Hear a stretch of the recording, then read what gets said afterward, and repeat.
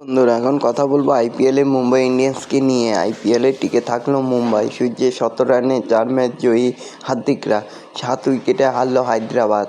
হারলেও এবারের আইপিএল থেকে বিদায় নিশ্চিত হয়ে যাবে এমন কঠিন পরিস্থিতিতে খেলতে নেমেছিল মুম্বাই।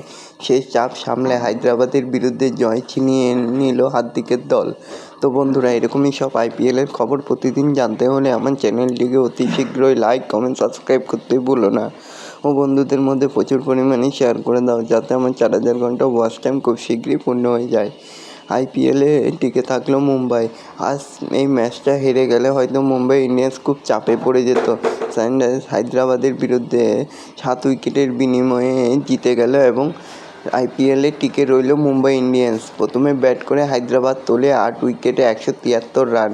জবাবে 17 ওভার 2 বল থাকতেই 3 উইকেটের বিনিময়ে মুম্বাই করে 178।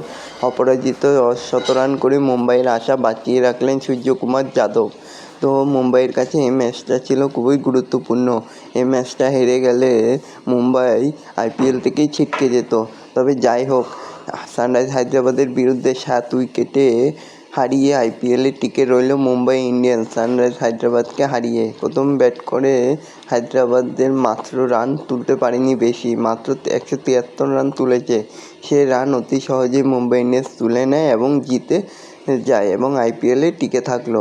তো এরকমই সব আইপিএলের খবর প্রতিদিন জানতে হলে আমার চ্যানেলটিকে অতি শীঘ্রই লাইক, কমেন্ট, সাবস্ক্রাইব করতে ভুলো না ও বন্ধুদের মধ্যে প্রচুর পরিমাণে শেয়ার করে দাও, যাতে আমার 4000 ঘন্টা ওয়াচ টাইম খুব শীঘ্রই পূর্ণ হয়ে যায়। ধন্যবাদ সবাইকে।